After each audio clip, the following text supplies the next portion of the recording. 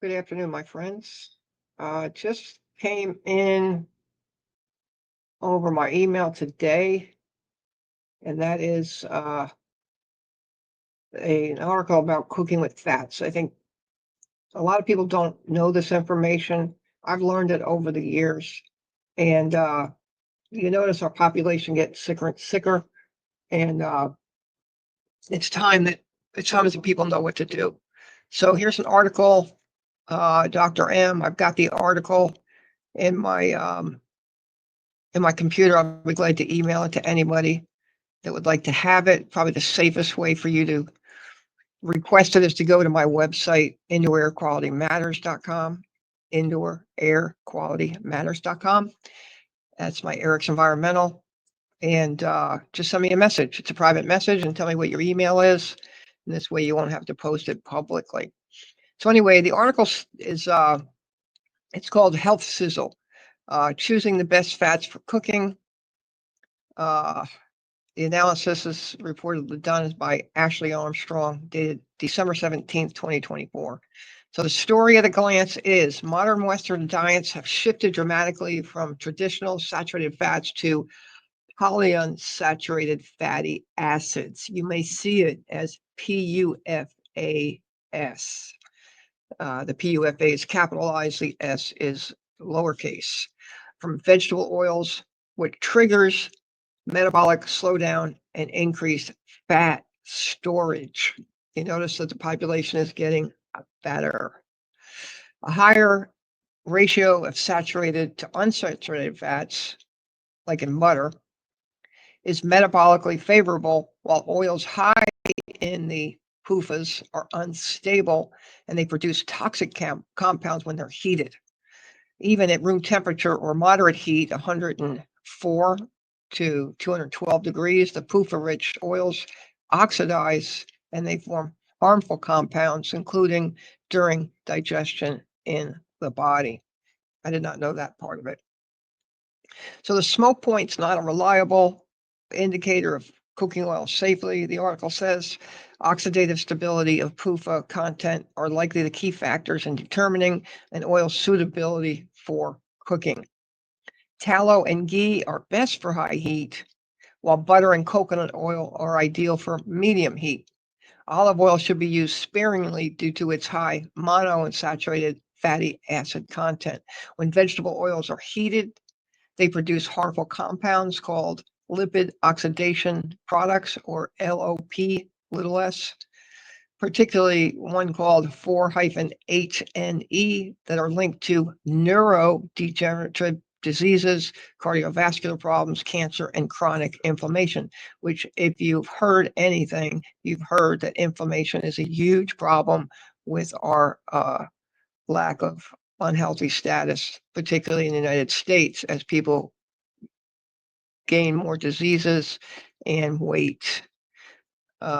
Restaurant fried foods are particularly concerning, as establishments typically reuse the same vegetable oil hundreds of times before replacement, leading to accumulation of toxic compounds that transfer directly to food.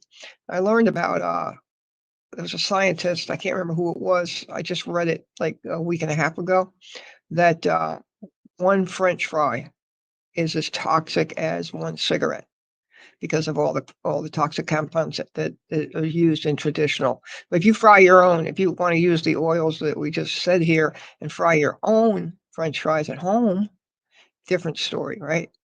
So these types of dietary fats we consume and cook are critical to metabolic health. And you may have heard things about your metabolic health, which is like it's critical aspect of how our body functions. Over the past century, Western diets have undergone a profound transformation, shifting from traditional saturated fats to the polyunsaturated fats known as PUFAs, predominantly from vegetable oils. This transition, initially driven by concerns about saturated fats and cardiovascular impact, has been increasingly questioned by recent research. There's some good research in the past 30 years about all kinds of things about our nutrition. The food pyramid basically needs to be turned upside down. We've been given a whole A whole heap of wrong information. Unsaturated and saturated fats have fundamentally different molecular structures, which directly impacts their metabolic effects. Specifically, a diet higher in unsaturated fatty acids, MUFAS, and PUFAs relative to saturated fats may trigger hibernation-like signals in the body. That means, you're going to store fat to save it for, times of low food. These signals can lead to lower metabolic rates, increased reductive stress, and increased fat gain. Fat selection is crucial for two primary reasons: metabolic signaling and minimizing toxic compound formation during cooking. Dietary fats are not merely energy sources, but also serve as structural and signaling molecules that fundamentally influence our body's internal environment and our energy production. Anybody else out there really tired a lot of the time? Take a look at your diet. Saturated fat to unsaturated fat ratio plays a significant role in metabolic signaling. For instance, butter, a traditional fat consumed for millennia, has an SFA UFA ratio greater than 1, which is metabolically favorable. In contrast, margarine has a ratio less than 1, indicating a less optimal metabolic profile. You got to look and see what's in that margarine.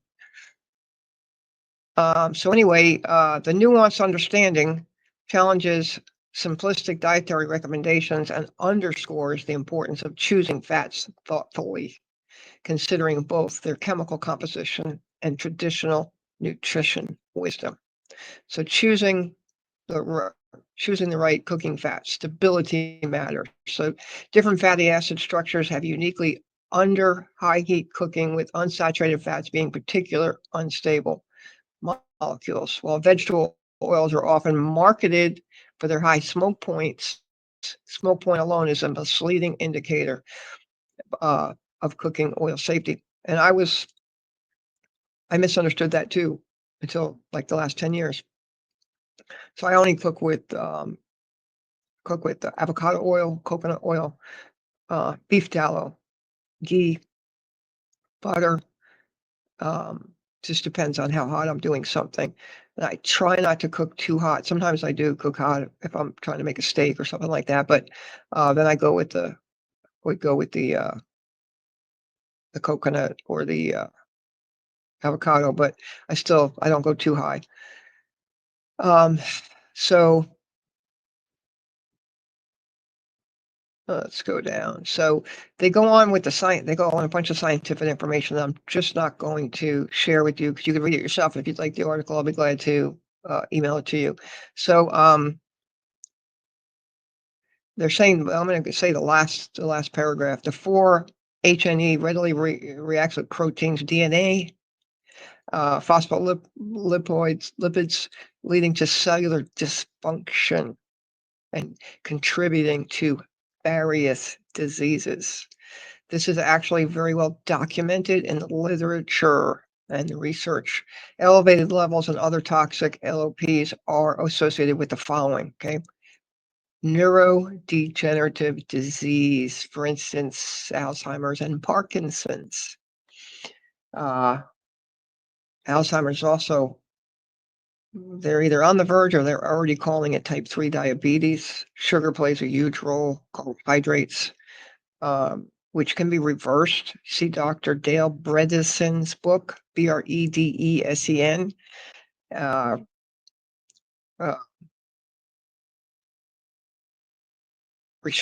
Something like restoring cognitive decline. He's one of several leading the charge with new science that's not based in pharmaceuticals. While there may be some that are needed for people that are farther along in those diseases, there's evidence of them turning around. So neurodegenerative disease, cardiovascular disease, cancer, chronic inflammatory conditions. And inflammation causes so much of our autoimmune diseases, and just so much. And you can tell, like, I know when I've got inflammation, which I do right now. I'm working on getting it reduced greatly.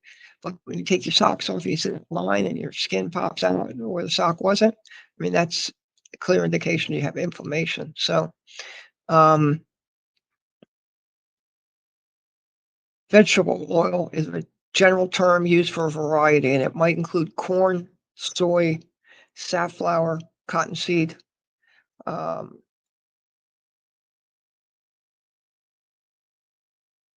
It goes on to talk about some of the about prioritizing the cooking oil. So it has more technical and scientific information in the article.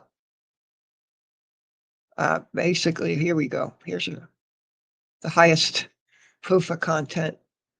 So I'm going to start at the top. And I was fooled by this. The first one I'm going to say to you, which is grapeseed oil. Way back in the day, I was using that thinking it was a really good source. None of the seed oils are a good source for cooking with. The seeds are good by themselves, but seed oils are very bad. So I'm going to read the list to you. So it's going to go down to, it goes the worst at the beginning of the list down to the least worst. So the first is grapeseed, sunflower oil, walnut oil, soybean oil, cottonseed oil, sesame oil, peanut oil, canola oil, Pam cooking spray, chicken fat, avocado oil. So now we're getting down into the ones that are healthier, right? Avocado oil, duck fat, lard, olive oil, and then high, the top ones that are really, really, really good. Butter, tallow, ghee, and coconut oil. So again, it's like you can cook with the avocado oil really well and the duck fat and the lard, which are the next up on the list. But they you don't want to go real high at all with temperature. Okay. Sometimes I add olive oil after my stuff's cooked too, just to coat it to get some extra olive oil in my body. It's really, really, really good for you. So it goes on to say, yeah, olive oil offers health benefits through its rich polyphenol content, but its high monounsaturated fatty acid content requires mindful consumption. Excessive MUFA intake can activate PPAR alpha, a key fat metabolism regulator, potentially disrupting the metabolic process. So remember that total dietary fat balance is crucial. Aim for a higher saturated to unsaturated. The best practice for olive oil is to use it in moderation, ideal for low to moderate heat cooking.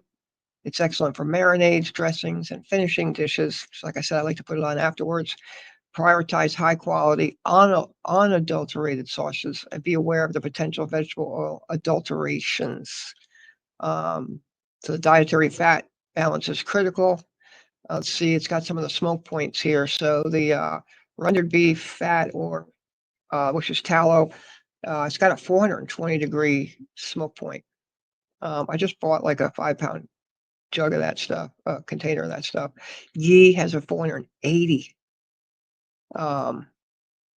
smoke point. Butter has a 350. Coconut oil, 350. Okay, big thing is, this has been on my mind a lot lately, avoid fried foods at restaurants because they're not going to be using good oils. They're just not going to be. An alarming example of why fat choices matter for cooking is research studies documenting the toxic lipid oxidation products, or LOPs, in fried foods at restaurants. Typical fast food restaurants serve 100+ orders of fried food in a matter of a few hours. Replace their fryer oil over the course of days or weeks, not hours. In a questionnaire, restaurants' frequency of fryer oil change varied from weekly to monthly.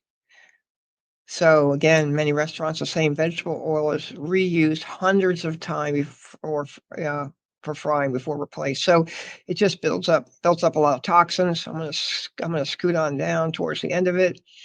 Like I said, you could read the article if you'd like it. I'll be glad to send it to you if you send me an email. Consider yourself educated. There's a whole list of scientific data at the end of this. There's 20 sources.